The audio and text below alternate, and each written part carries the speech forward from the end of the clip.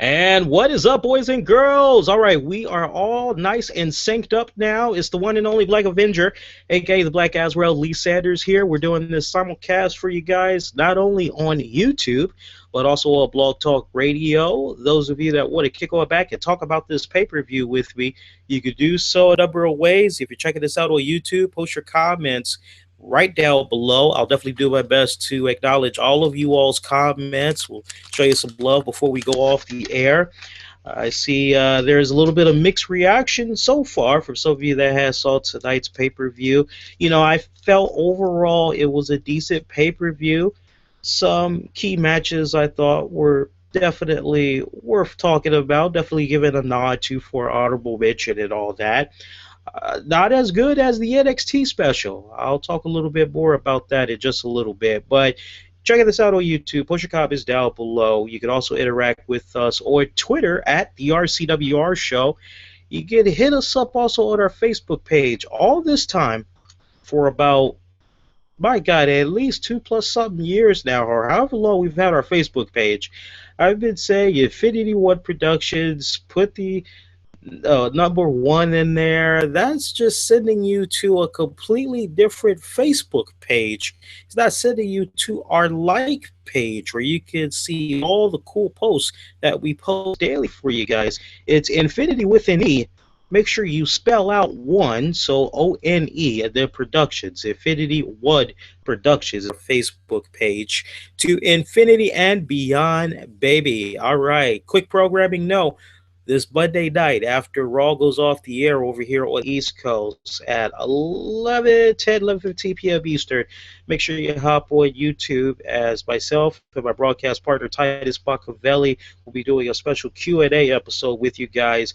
Received some decent questions that have come in that we'll be tackling on that Monday night show. If you want to get our attention, you have a question, and you want us to address it on that Monday night show, ask your question, but make sure you put in the hashtag in your message, RCWR Show, so that we know we need to tackle that on Monday. Otherwise, we may just kick it forward to the very next episode. All right? Make sure you give this a like, comment, subscribe, share this a number of ways, Facebook, Google+, retweet it. As always, one of many ways you can spread a good word about our content. If you want to call into the show, go live with me and talk about the pay-per-view. Let me know if you liked it or disliked it. Kick on back, 646-478-3525. Once again, that number is 646-478-3525. Listen to the props. Get yourself on the air. We're going to go through this as quickly as possible so I can get to you guys' interactions, phone calls, or whatnot. All right, so I guess we could kick things off as always. Let's talk about that pre-show. Was I the only one that was taken back of the fact that the pre-show was an hour long? I really didn't feel that the pre-show needed to be an hour long. I was actually expecting it to be 30 minutes, and like, here's me. I come along 15 minutes after 7. And I go, okay, let's tune to the network, get nice and situated. It's probably going to be time for the pre-show in a little bit. And sure enough, I'm like 14 minutes late watching the pre-show. I don't know about you guys, but I think some of these pre-shows are just a little bit dragged out. I think it should only be a 1-hour event for like the main pay-per-views. I'm not saying that this TLC pay-per-view wasn't important, but my whole thing is if you're going to do hour-long specials, make it go where it should count the most, because that's really testing the fans' patience, I feel, because you're getting them for that 7 o'clock hour, then you're getting them for that 8, then you're getting them for that 9, then you're getting them for that 10 o'clock hour.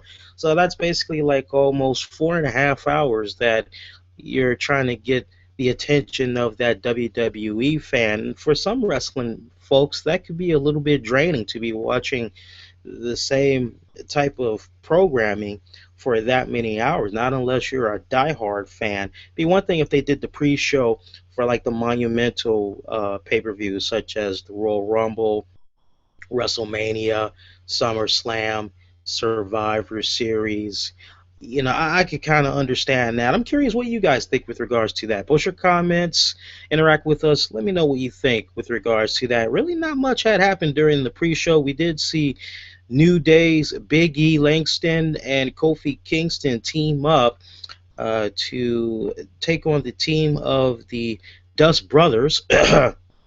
And I'm trying to think who had won that match.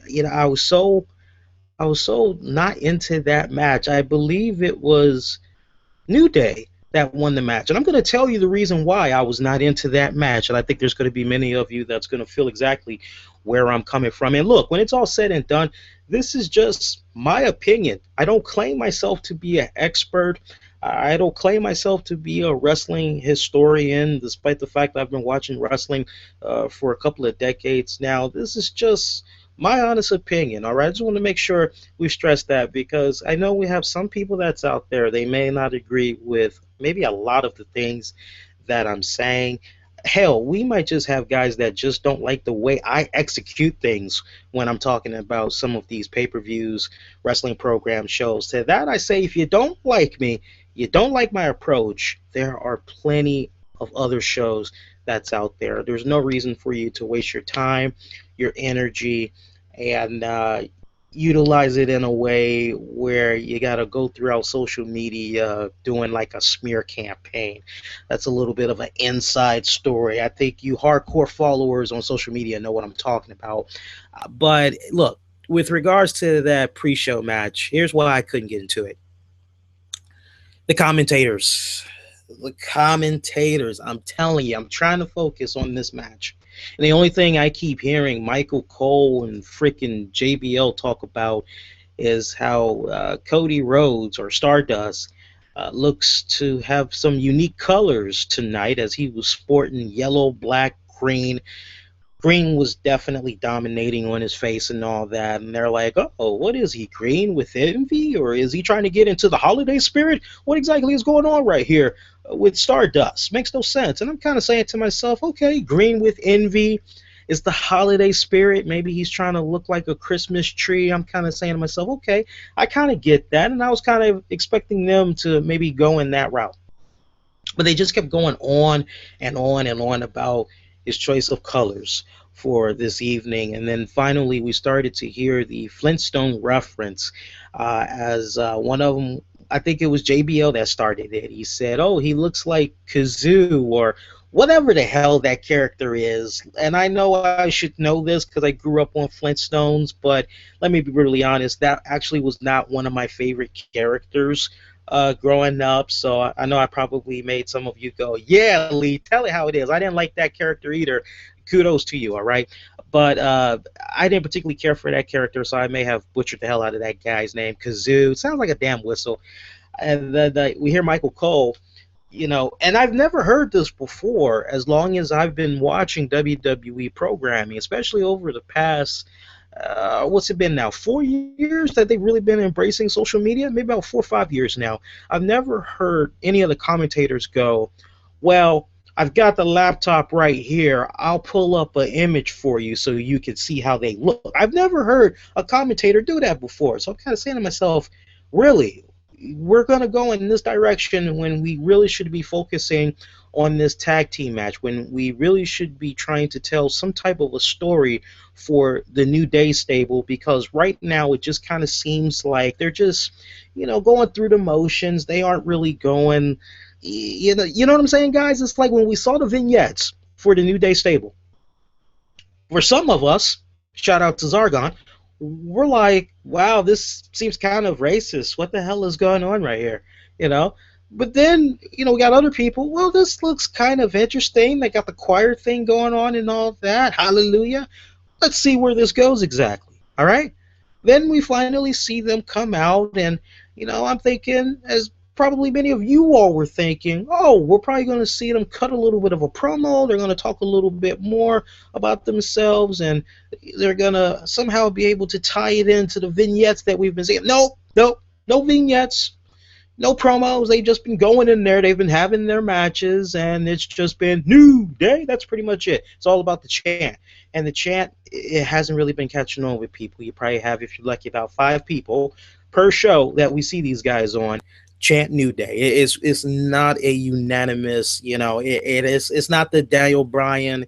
It's not like when the Godfather comes out and he goes, everybody get on board the whoo train. It's not like that. Okay, you just hear about 5 people, probably close to the ring as possible. All right, they're like, New Day, and they're kind of looking at each other, probably going, oh, nobody else is saying this. I should probably stop because I'm looking like an ass. And I can totally understand that, right? But you have the commentators. This is why the commentating is so key. This is why I miss the days of really good commentating that WWE had. And it doesn't go as far as, they need to get Jim Ross back. I see a lot of people say that all the time. It's not about Jim Ross, because Josh Matthews, Matt Stryker, those guys knew how to tell stories as well. Taz, he's doing slapstick comedy color commentating in TNA, but when he was in the WWE, he knew how to, at a decent rate, tell a good story to make you give a damn about why you should watch the match. Hearing the commentating team on that pre-show talk about the freaking Flintstones, it's like, wait, priority number 1, shouldn't it be putting over this new tag team? Shouldn't it be talking about the Rhodes brothers and, talking about how the Rhodes brothers, they recently had lost the tag titles, and how this match is probably going to be of significant importance as far as maybe determining who could possibly be the next number 1 contenders for those tag titles? Food for thought. I'd like to get you all's thoughts on that. I know I was paying attention off and on to some of the social media activity, and there were definitely a lot of people that I saw really could care less about the Flintstone references, and they wanted the commentators to do their job and actually put over the freaking match that we were watching before our very eyes. But in either case, New Day stable, they were the ones that had picked up the victory. Let's go now to the actual pay-per-view. Things had kicked off with Luke Harper taking on Dolph Ziggler. It was a ladder match for the Intercontinental Championship.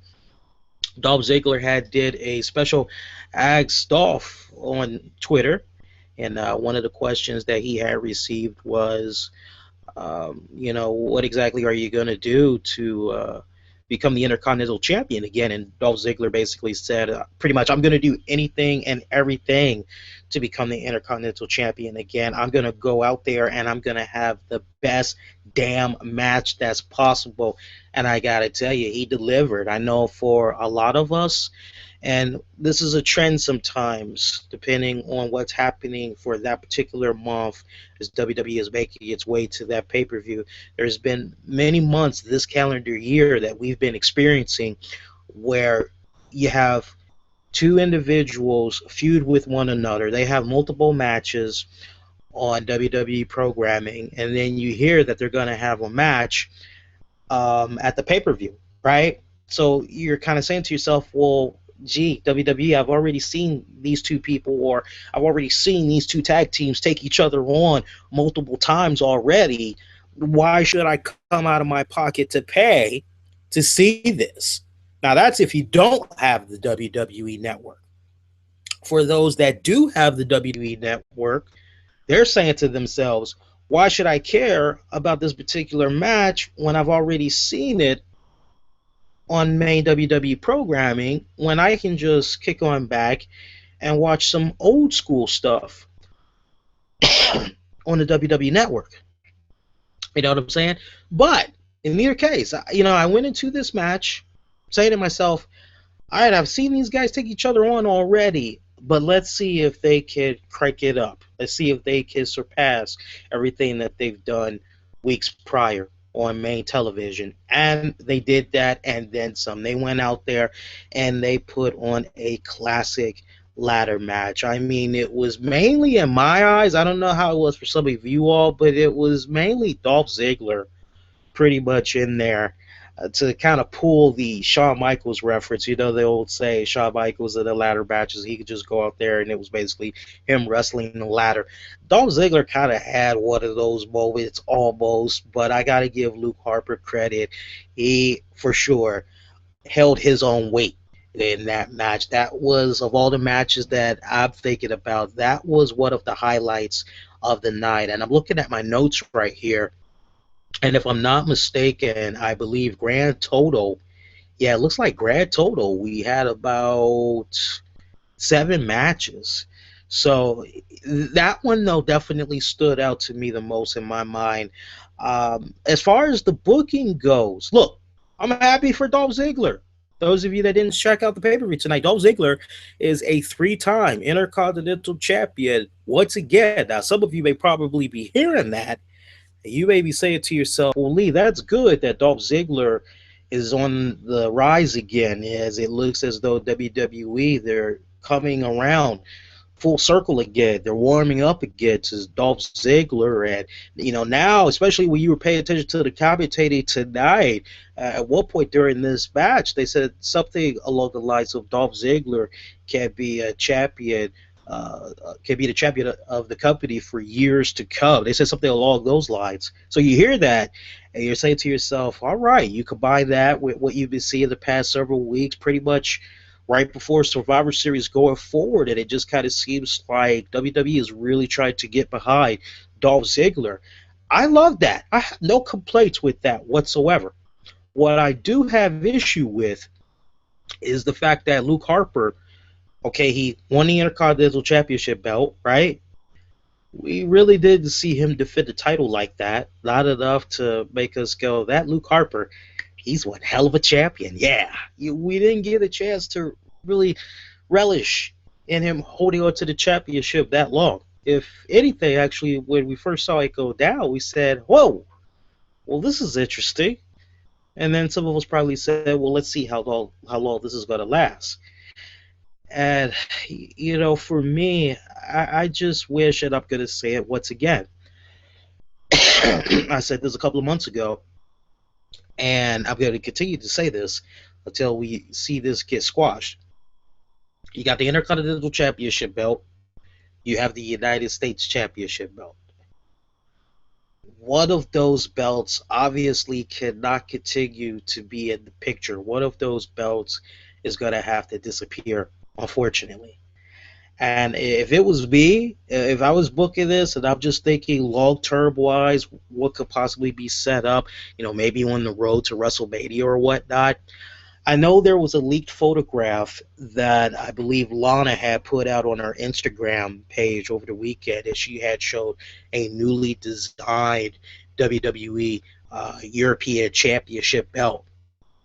And so you're seeing that, and you're saying to yourself, whoa, so it looks like maybe what's going to happen is at some point they're going to get rid of the United States title and bring the European belt back. Okay, and Rusev is probably going to be the guy to do that. That's freaking awesome. That's badass, all right? But then wouldn't it make more sense, boys and girls, to continue to have Rusev hold on to that United States Championship? I mean, that's just a sweet irony in itself, I think. Here's a guy with his advocate, the beautiful Lana, all right? America every single week, and you have the United States Championship belt that was held by so many legendary wrestlers. You don't know your history, go look it up. You know, that to me has a sweeter story in itself. You know, if they're going to get to that point, I would at least like to see a scenario come about where, if not Dolph Ziggler, my whole thing is whoever's holding on to that Intercontinental Championship, I'd like to see a match come about where that Intercontinental belt and that United States belt gets put up for grabs in one match, and then it's winner takes all. Let Rusev walk out with both belts, and then maybe then you could have him say, look, I'm not only an Intercontinental Champion, but I'm also a United States Champion, and, you know, this is too much gold for me to handle. You know, I need one belt, and maybe that could probably set up him bringing back the European Championship. You know, and then the commentators, because remember when D'Lo Brown, I'm going way back for some of you guys, you probably are like under 12, and you're like, D'Lo who? That's why you got the network now. Go brush up on your history, Wikipedia, Google, and all that. But if you remember D'Lo Brown on the back, all right? Remember when D'Lo Brown was the Euro Intercontinental Champion? I mean, they could easily bring that back. They could just have that belt represent both of those. Let me know what you guys think with regards to that, but that's just my whole position when it comes to that. But they need to figure out what they're going to do with that Intercontinental Championship belt because, for me, it's great seeing key people win it. Hell, I could just picture Shelton Benjamin coming back and he wins the Intercontinental Championship. It's like, okay, now what? You won the belt. Welcome back. Now what? Are you going to be defending it every single week? If they can't go in that direction, I said this a couple of months ago, and I'll say it again. I would keep saying it until I turn blue in the face. Good luck with that. But I want to see a scenario come about where one of those belts, either the United States or the Intercontinental, becomes exclusive to one brand. All right? I think that's exactly what needs to happen. I know Raw is a 3-hour program. You need all the bodies that you need. But sometimes fans will actually get a little bit of a perk. They'll get a little bit of a boost, if you will, if they know that when they turn to SmackDown on Friday nights, exclusively on SmackDown, they're going to be able to see the Intercontinental Champion and the belt's going to be defended. Somebody asked me the other day, Lee, does another belt need to come back? Honestly, no. They have enough belts as it is. If anything, they need to figure out what's happening with those belts that's not the WWE World Heavyweight Championship belt. And I'm going to say this and then move along. I didn't mean to go in depth on this, but I think I'm hitting a lot of points here that we all can agree on. In the almost 4 months that Brock Lesnar has been gone from the WWE, you would have thought that a lot of exposure, more exposure at that, would have been put on those other titles, especially that Intercontinental Championship. Remember how it was back in the day, in the 70s and the 80s, for you hardcore wrestling buffs out there. When you had that Intercontinental Championship belt, that meant WWE was looking at you to be that next guy. I mean, Ultimate Warrior is a good example of that. It's like, what's going on? Today it's just totally different, man, but I wish they would kind of bring back some of that old philosophy when it comes to these titles. But I'm going to move on from that topic. But let me know what you all think with regards to that. I want to welcome you all right now that's checking us out. Your host right here, Black Avenger, a.k.a. the Black Azrael, Lee Sanders. You're checking out the RCWR show live as we're talking WWE TLC Fallout. All right, let's jump right into some more matches quickly now. We saw Mizdow lose via DQ to the Usos, as tag team titles were up for grabs. When you think about all the matches that we had on tonight's card, this was one of 2 matches that did not have a gimmick to it. And the Mizdow Usos match, I actually have no problem with the way they ended that match, quite honestly, because it ended on a DQ. I'm trying to think what had happened. There was some commotion going on outside of the ring. I think The Miz might have hit one of the Usos with a Slammy trophy, or maybe it was with the bell. He hit him with something. Referee saw it as clear as day and just called for the bell. It was a DQ. So the way it's kind of looking right now, it appears as though the Usos are still in the picture for the interesting. I'm just reading a tweet right here. They're what was I saying?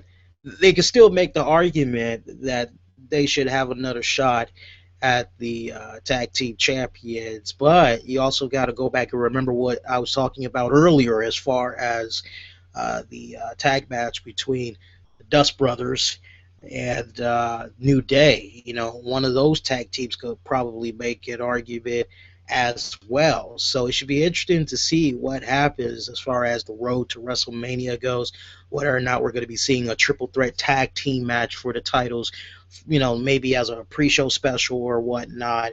But once again, Mizdow, they lost to the Usos via DQ. We saw Damian Sandow, Miz, they did continue to stir the pot, if you will, with Naomi, basically telling her, look, if I win, there's nothing but good things that's going to happen, not just for me, but good things are going to happen for you as well. I was kind of getting a little bit of a subliminal message right there where it kind of came off as if Biz would say to Naomi, look, if you try to look out for me, you scratch my back a little bit, I'll definitely help you out. But she really wasn't buying into some of the things that he was saying at first. But after he left her, she did kind of have that look on her face like maybe he's on to something right there. So I actually like that little story arc that's developing. I think it's a nice, good, slow build.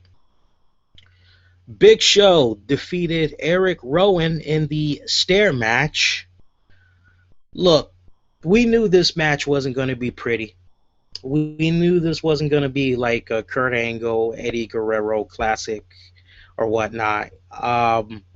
My interpretation of this match, honestly, and if anybody wants to challenge me on this and you saw the pay-per-view, you're more than welcome to counter right back at me. I'm just calling it how I see it. It doesn't mean it's the law. I'm just calling it how I saw it.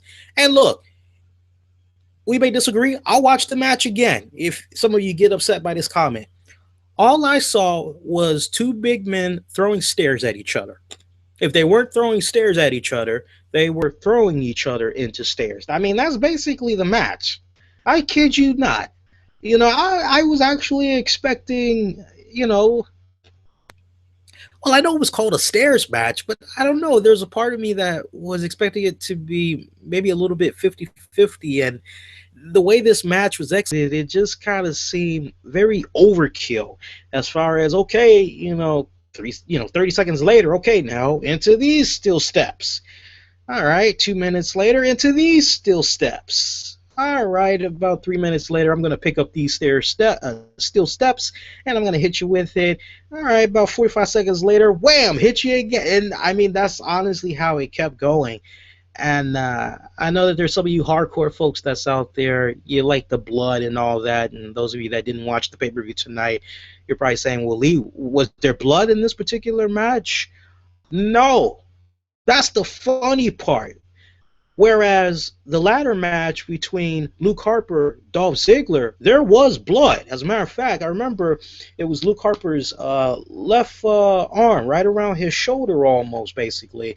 There was a nice, good cut, just a nice horizontal cut. And the blood was just, it wasn't gory, but it was like, oh, man, that needs to be patched up. Not enough to make that whole scene or the rest of that match black and white. Like if you watch the WWE Network now, and I don't know, like a good example, you watch the Monday Night War and you see like this one sequence they give you on the screen that maybe showed Stone Cold Steve Austin going out unconscious because of the sharpshooter, and he's got the blood trickling on his face. You know how they do that now in black and white.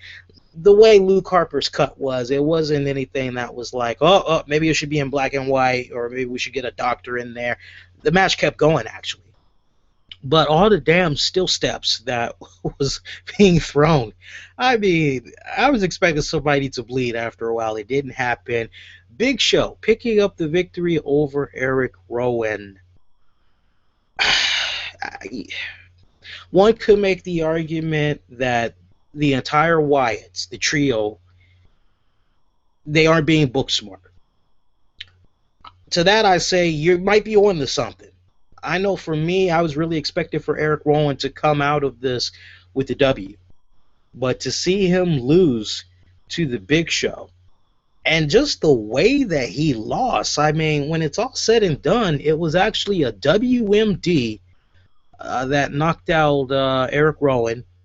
And then Big Show went for the pin.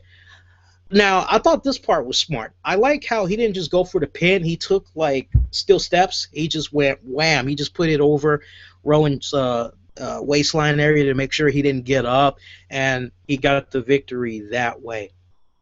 But my whole thing is, where the hell do you go from that point? What's next from Monday Night Raw? Like, are these two guys going to lock up again? Is Erick Rowan going to continue to chase after the Giant? For me, it just kind of seemed like the win would have done more for Erick Rowan. And then, maybe afterwards, big show he comes to, he's disgruntled. He doesn't like the fact that he lost. He's a sore loser. WMD's Erick Rowan, and that way the feud, it continues. The way it just came off, it just really kind of came off as if this feud's over. I don't know if some of you all were picking up the same vibe, but I really didn't like the way that was booked, quite honestly. I don't know, to each its own, but I really didn't particularly care for that finish. Speaking of finishes, I can't wait to talk about the main event match. It was not John Cena, by the way. As, the next match, which did not close out the show, was John Cena taking on Seth Rollins. Tables match. I got to give props to both of these guys, but more so, I have to give props to Seth Rollins. You know, with a fresher perspective on Seth Rollins, I've been appreciating his mic work within the past couple of weeks. I don't know if you guys have really been homing in on that, especially on SmackDown. It kind of seems like he gets to play a little bit more on the mic on SmackDown. So for those of you that are big Seth Rollins fans, you don't watch SmackDown enough. A lot of times nowadays he's on there. Go check it out when you can. And, you know, I was just amazed. I want to back up a second. I was amazed at the promo that he cut on John Cena on Friday Night SmackDown, basically talking about, you know, the future is here and now, John Cena. You know, you keep talking about, you know, the future. You know, it's like, no, we're talking about the future right now. It's here. You're looking at it. I mean, it was a really great promo that he cut. If you can go on YouTube or Daily Bullshit, see if somebody has it, great. I know it takes WWE a couple of months to get those episodes on their network. So as far as this whole month of episodes that SmackDown has done so far, it's probably not going to show up on the network until probably February. So you're looking at it about almost 3 months. At least that's the pattern I'm kind of noticing almost, all right? But I got to give it up to him for his promo work, and for sure going into this match against John Cena, he proved to be, in my eyes, I don't know about some of you all, but he proved to me, in my eyes at least, he deserves to be in the main event scene. And in particular, I love the whole ring psychology that was going about in that match. I loved how the odds were stacked against John Cena with J&J. Is that their name? J&J? No, Joe. Yeah, Jamie Noble and Joey Mercury. Yeah, J&J Security. I love the fact that they put those guys in there, despite the fact that we still do not know why they are still there, causing a ruckus right along with Kang. I mean, the Authority's out of power. Why are these guys still floating around? That really has not been explained. So I'm hoping that maybe with Monday Night Raw we can finally get away from all this. At least I hope, because I hate when you have those questions just dangling in the air and you're kind of like, yeah, why is this still happening? Why does this stable still exist? Because Triple H and Steph were out, so this whole thing should be disbanded, you know? Ultimately, I'd love to see a scenario come about where maybe JB Noble gets to take on J&J in a 2-on-1 handicap match if it hasn't happened already. We get to see them return to in-ring gear or something like that. That'd be badass, but then again, I don't think the in-ring gear stuff would happen. I think they would just continue to come out like Joe Briscoe and Pat Patterson, unfortunately, the New Stooges. But great ring psychology that came about in that match. And, you know, it looks so freaking close, man, that we were going to see John Cena not win. And then it sets up an entire new reason to watch WWE Raw for the next couple of weeks, because you're like, well, who's going to be the #1 contender now? Because they did reveal Brock Lesnar would face the winner of this match at the Royal Rumble pay-per-view. John Cena wins. And let's not beat around the bush. John Cena wins. But those of you that are a little bit irritated, I feel your pain, first of all. But one could make the argument that, well, John Cena did not win it alone. And why did he not win it alone? It wasn't because Randy Orton returned, as that actually didn't happen. Those of you that were looking for Randy Orton to come back, he did not come back. But we did see somebody make their triumphant return to the company tonight. It was the big man, the juggernaut with the Superman punch, Roman Reigns.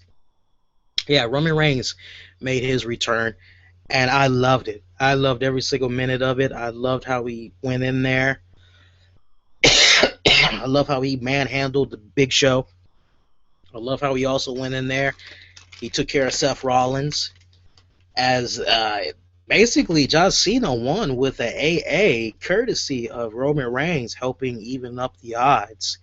And Renee Young had caught up with him in a backstage segment, and Roman was saying basically, hey, you thought this year was something. Wait till you see what I do the next year. I'm back. He got very physical. He got very physical in his return. I think the timing is right. I think at this point, as far as Randy Orton goes, he's probably not going to be returning until the Royal Rumble. They're probably going to have him be a surprise entry or whatever. You know, this is probably another scenario where a lot of people were expecting for Randy Orton to return tonight, and maybe they decided to hold it off. Now, look, we could still see Randy Orton maybe come back as early as tomorrow night on Raw. It could very well happen, but I mean, I'm just kind of thinking about it booking-wise. You've had it about this long. Why not make it be longer? Have it pop up at the Royal Rumble. At least that way you can kind of have the whole notion out there that you don't know what's going to happen at the Royal Rumble. Anybody could be in the Rumble. Speaking of the Rumble, Roman Reigns announced that he would be putting himself in the Rumble. So you see that, you're kind of like, oh, well, with no authority around, no official matchmaker or whatever, yeah, I guess the wrestlers do run the asylum right now. We only got about a couple of more matches to talk about. Then afterwards, I want to get to you guys' interactions and see what you all thought about tonight's pay-per-view. Excuse the coughing. I'm still coming down with a nasty chest cold over here. I'm like maybe 90% better. So what do we got left? Nikki Bella, she defeated AJ Lee for the Divas Championship, so she retained in that match. That was one weird match. I had a hard time getting into that one. I think it was because AJ Lee gave no offense, really, in that match. I mean, she was getting bit like a damn pretzel, the way she was in that match with Nikki. Kane taking on Ryback.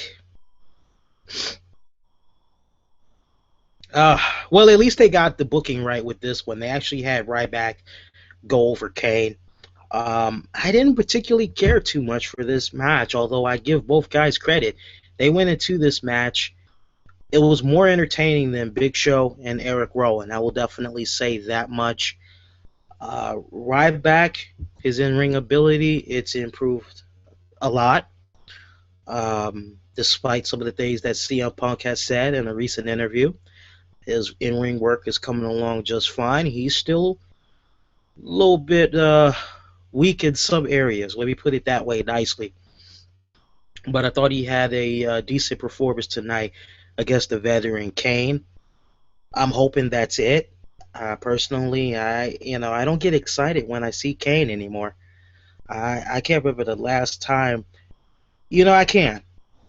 The last time I was excited for a Kane match, it was at Extreme Rules. Oh, God, what was it? Help me out, guys. Was it Extreme Rules 2011 or was it 12? Extreme Rules where he faced John Cena in an ambulance match.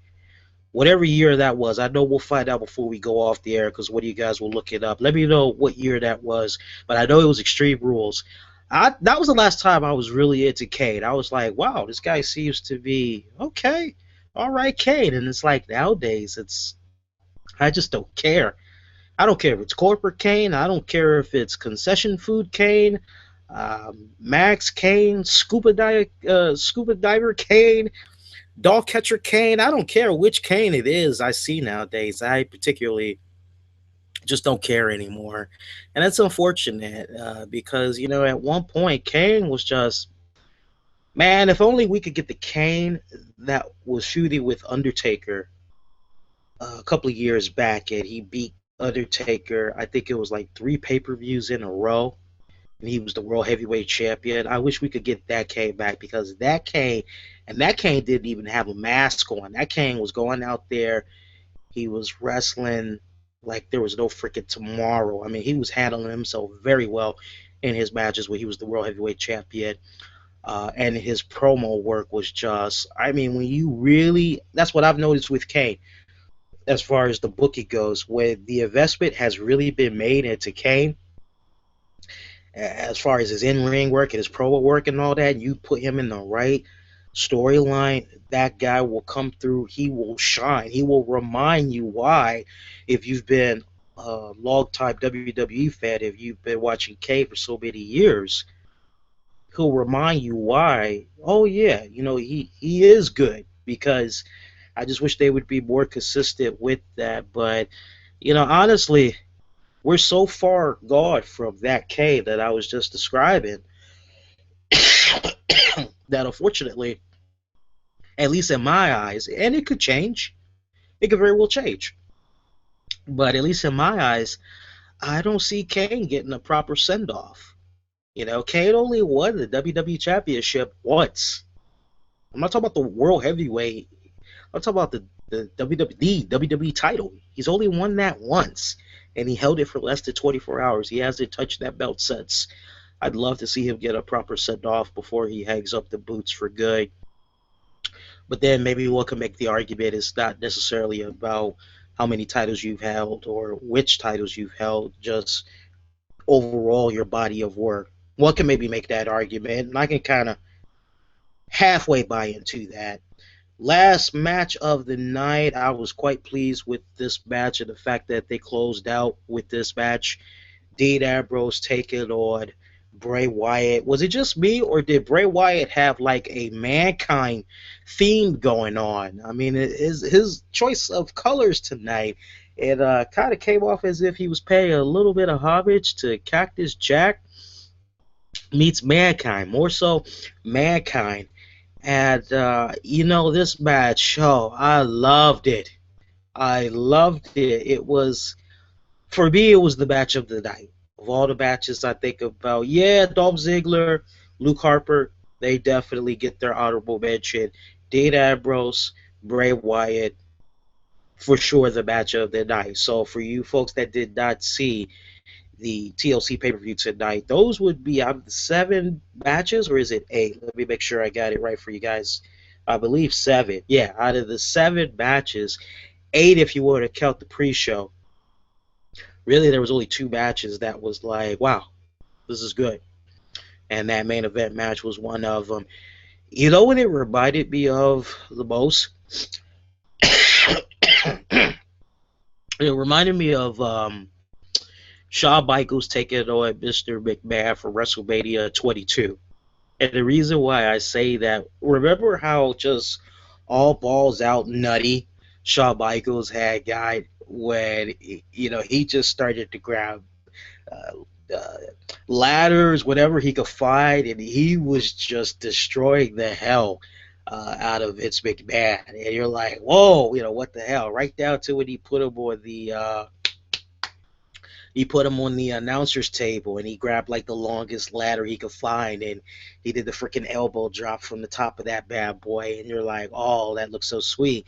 It really reminded me a lot of their match and what I saw from Dean and Bray Wyatt tonight.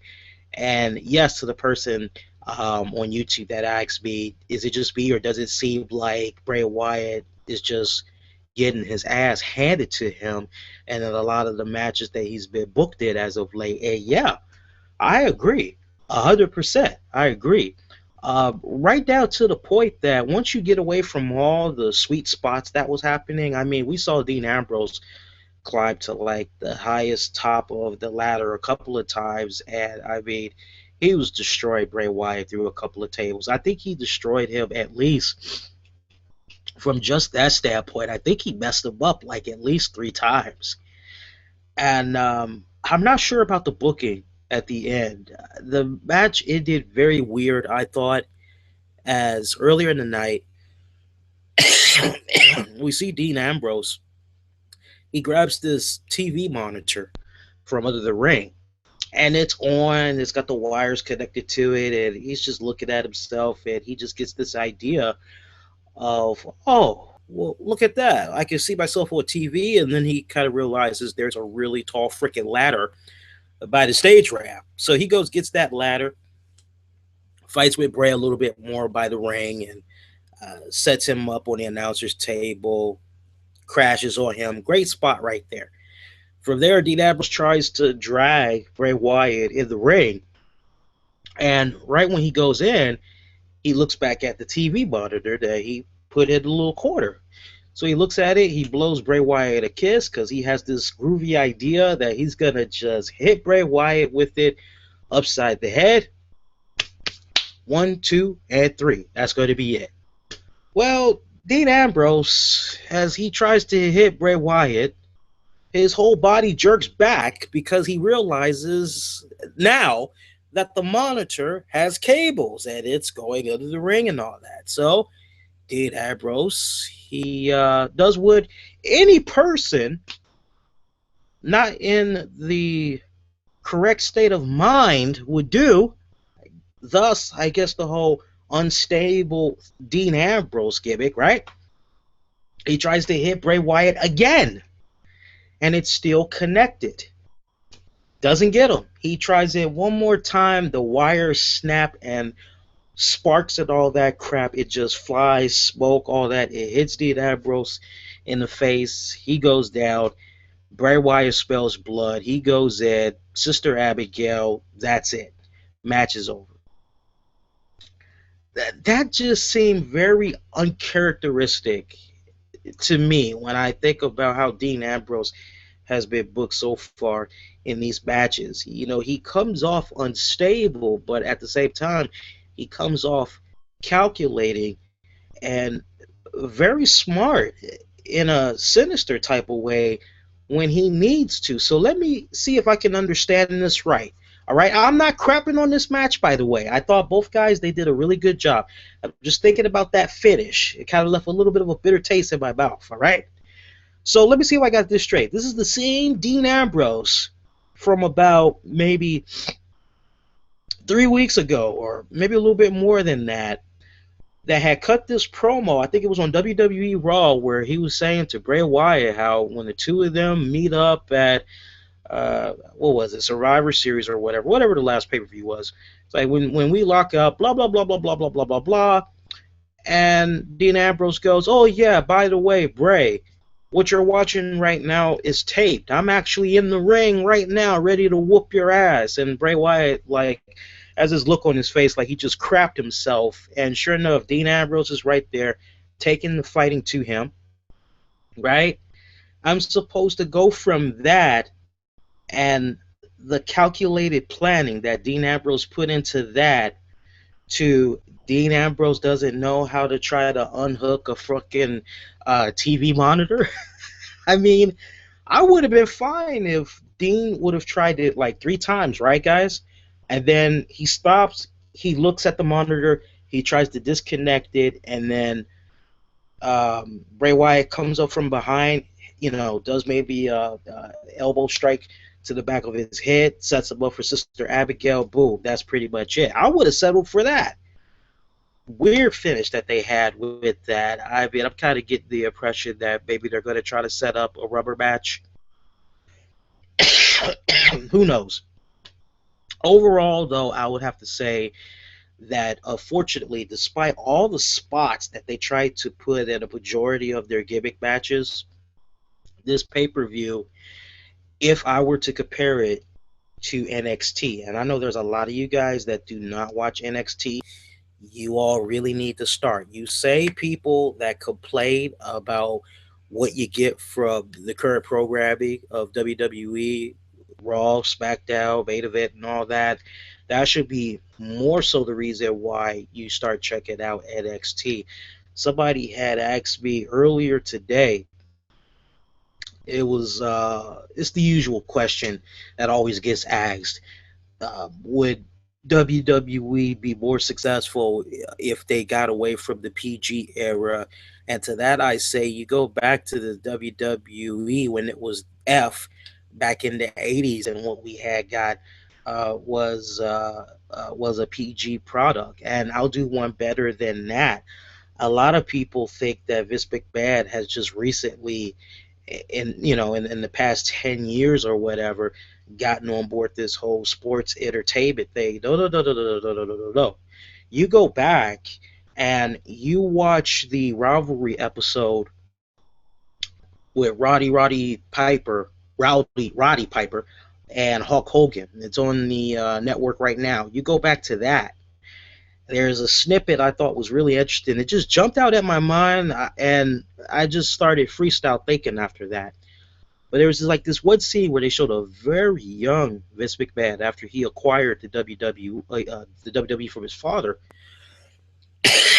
and he was talking about how his vision for the company is to be recognized as excellence as far as sports entertainment goes and all that. But he used that phrase, sports entertainment. So you look at that scene and you're like, wait a minute, this is from like 1985. Vince McMahon has been talking about sports entertainment since the early 80s. All right? So this isn't like, oh, well, from 2000 on, he just decided, or from 2005 on, his vision has been like this pretty much since day one that he took over. And, from what I see of the NXT brand, they're able to go in there. Now that I think about it, I'm not even really sure what their rating is, but to me, it seems like maybe rated G for general or whatever. Anybody could watch it. It's okay. But what they do weekly and what they do on their specials, those men and women, I can't wait for them to get called up on the roster. But at the same time, I hope that when they get called up to the roster, that they're booked smart. And I think that's the mentality that a lot of us need to have, because a lot of us are always saying, well, once Charlotte comes up the roster, once Sasha Banks come up the roster, once Adrian Neville, once the Ascension. Nice vignette for them, by the way. They are coming. Hopefully they'll be exclusive to SmackDown, because that's where the vignette had first appeared. It was on this past Friday night SmackDown. We all hope that our favorite NXT stars will eventually come up the main roster. But be careful what you wish for, because just because they come up the main roster doesn't mean that what we see on NXT is how they're going to be utilized on the main brand. Remember, you got a completely different team from NXT compared to what's going on with the main WWE programming. But to wrap it all up, make it all come full circle, it was a decent pay-per-view, but it wasn't as good as what the men and women did at NXT. If I were to try to introduce a new fan to the WWE brand, I wouldn't show them this pay-per-view. I would show them NXT first, and then I would probably just go with the Luke Harper, Dolph Ziggler, Dean Ambrose, Bray Wyatt matches to show them of a taste of what's on the main roster, and then leave it up to them to decide on whether or not they want to go check out the main roster of the guys or stick to NXT. But that's going to do it. Scale of 1 to 10. If it wasn't for those two matches I keep referring to, my score would be a lot lower. I got to give it a 6 out of 10. 6 out of 10. That's the bottom line. Let's get to you guys' interactions now, see what you all have to say with regards to the pay-per-view. If you want to call it to the show, go live with me. You can do so right now. Number to call is 646-478-3525. One more time, that's 646-478-3525. Listen to the prompts, get yourself live on the air. Chat with yours truly.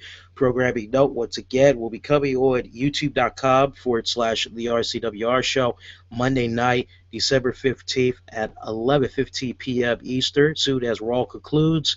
It's going to be a special RCWR show live. We're going to tackle a lot of you all's questions, as we have a nice little Q&A that we're going to try to do for you all once a month, where you can ask us any type of questions. Just make it be a good question that we can spend a few minutes talking about. So far, we got some decent questions that's come in. You all are more than welcome to continue to have them come in. Make sure you use the hashtag RCWR show so we know we need to address that question on this Monday show, all right? And we'll also have the return of the radio edition of the RCWR show. That'll be happening on Tuesday night, December 16th, 10 p.m. Eastern, only on Spreaker. You know, we are just like a handful episodes away from our 400th episode. It's going to be hitting, last I checked, I think it's going to hit the final week of January. I got some big guests that's going to be dropping by that show. I'm not going to reveal any more information right now, but you guys are going to love the guests that we got lined up. All right, let's first take to Twitter, and let's see what some of you all might be saying.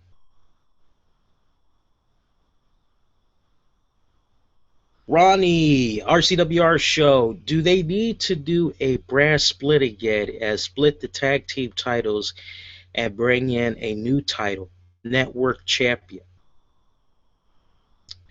That's a good question.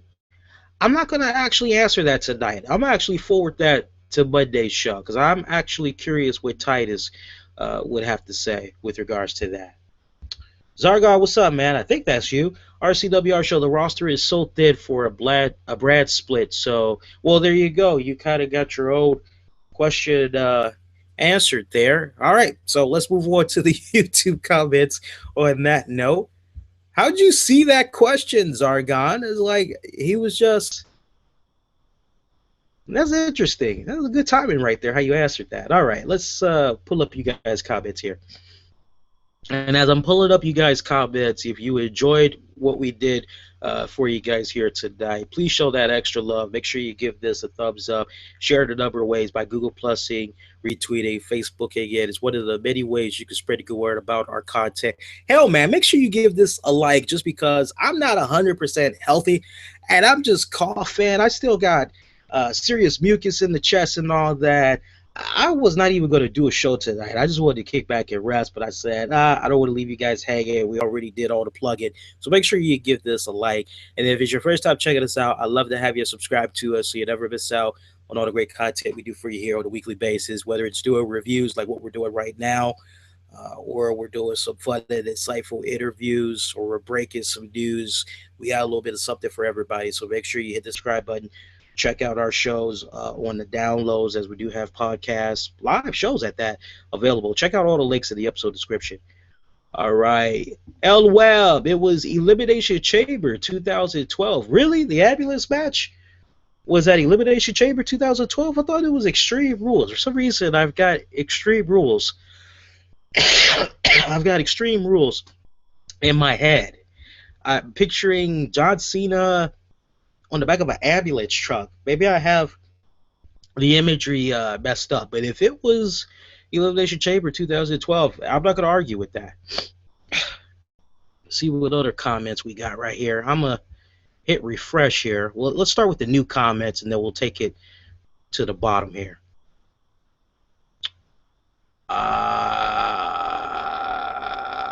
Phil, do you think it will be Reigns versus Cena at Mania? It could very well go in that direction. Who knows? The shadow knows. Daniel, I'm new. Who won? Rewind. We just told you. Or you can go to your favorite wrestling website. Extreme. Yes, thank you, man. One of my favorite shirts. I love it. All right, now I see 2 Elimination Chambers 2012, and then I see Extreme Rules 2012. So let's do this. I'm going to type in the Google search here, John Cena versus Kane ambulance match. All right. Let's click on that. All right, final verdict. Elimination Chamber 2012. It was the ambulance match. All right, I repeat. John Cena versus Kane ambulance match 2012's Elimination Chamber. That's the final. All right. Thanks to those that helped us out there. Widener. Do you think Rusev and Swagger is just a time-consuming match, and to throw a U.S. Championship match in TLC, not even a TLC match? It's possible.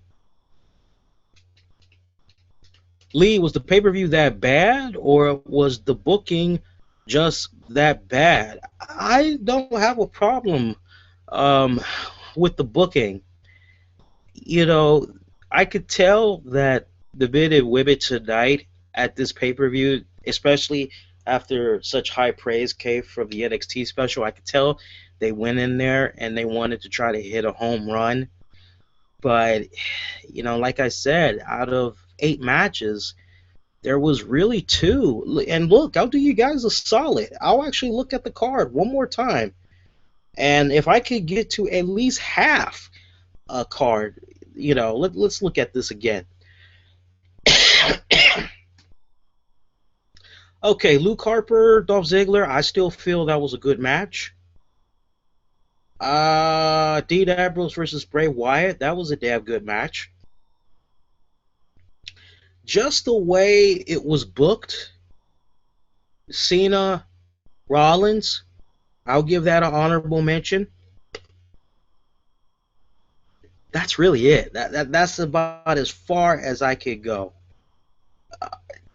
I was pleasantly surprised by Ryback taking on Kane, but it wasn't. I'll go ahead and give it an honorable mention. So, I mean, if you really want to twist my arm, out of 8 matches, maybe 4. Maybe 4, but not enough to make me change that overall rating I gave. I'm still sticking to a 6 out of 10. Special shout out to Sean, who says he's going to Monday Night Raw in Detroit. Sean, if you're going, you gotta make a big ass RCWR show sign, man. Come on, you gotta represent, man. Represent. Do I think it's time for Gold and Stardust to break up? I'll forward that to Monday's question because I want to get Titus' opinion on that one. Dead Noise, they should keep the Intercontinental Championship. And you may want to disagree on this, Lee, but Ziggler kept that title relevant now. It's no longer at the same level with the U.S. title. So WWE should drop the U.S. title or change it back to the Euro Championship. I think a lot of old school fans would enjoy seeing that title come back. Sean would go on to say he enjoyed the ladder match. He thought it was really good. Luke Harper had to take the bad bump on his arm. Yeah, that was a really, really bad mark. MDH, strong words, but my friend, I agree with you on Corey Graves commentating. He, in some parts of JBL, Jerry Lawler, and Michael Cole's commentating tonight, I agree with you. Corey Graves, the commentating he did on NXT, yeah, I'd like to see him call a couple of those pay-per-view matches. Yes, I am aware that Nikki's cookie was showing a little bit. What else we got here? I'll read. Please, no rumors. I hate reading rumors. And as I always tell you guys, take rumors with a grain of salt. Tucky says the pay-per-view was okay, 3 out of 5.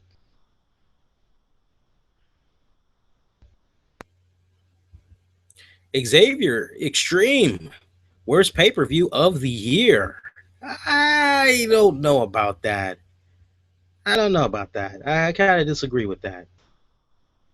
I won't say it was the worst pay-per-view of the year, but I will say this pay-per-view could have been better. I will definitely say that much, but I don't think it was the worst pay-per-view of the year. What was your favorite match? Just told you. Rewind. Clean that up. William, get rid of the U.S. title. It's not needed. Just make the IC title more prestigious. It's the history of the belt. At what time the IC champ was considered the best technical wrestler in the locker room by his peers. I agree. Joshua, WWE right now is just terrible. When is Vince going to understand most people have had their fill with Cena? This is a joke. And I like how WWE tried to book Cena Lesnar at the Royal Rumble. They basically try to say Cena Lesnar Part 3, the final chapter, the final encounter, and you're like, wait a minute, didn't they fight each other like? If you do the math, I think they fought each other like 5-6 times total. So it's like, can we really tell, the epic story that needs to be told? Why are we just trying to act like the other matches didn't happen? I don't know. Joshua will go on and say, so let me guess, Cena will beat Lesnar at Rumble and face Reigns at WrestleMania. Laugh out loud. Cena, please retire. What a no-talent hack. Keep up the good work, Lee. By the way, why was Cena ever pushed to be what he is now anyways? He's a horribly stiff wrestler. He botches at least 3 moves a match. The crowd hates him for the most part, and he's boring and repetitive on the mic. My friend, I can't tell you why. that's my counter, man. All right, I'm gonna refresh this one more time. Make sure that we took care of everybody's comments here. Yeah, we did good. We got everybody's comments out the way, at least for now. If I did not get to you guys' comments, I usually respond to every single one of you guys after our live shows are done. Now, once again, I got to give you guys a heads up. If at any time you were watching our live web show and there was some serious lacking going on and all that, I actually have a cleaner, just the audio version of what you guys are checking out right now. It'll be available on Spreaker and iHeartRadio in about, I would say probably in about 45 minutes, maybe sooner. It depends on how fast my computer was to act tonight. But look out for those links. It's in the episode description. We'll hook you up. And in the meantime, I thank you guys for staying up late with us and talking about the pay-per-view tonight. It was freaking awesome. As always, we love doing this for you guys. Without you all, without the great interaction that we get from you guys, we wouldn't keep doing this. So appreciate you guys always taking the time out to stay up late with us on pay-per-view nights. Because I know a lot of you guys got to probably get ready to go to work or go to school or whatnot. So one more time, we're going to be coming on Monday night.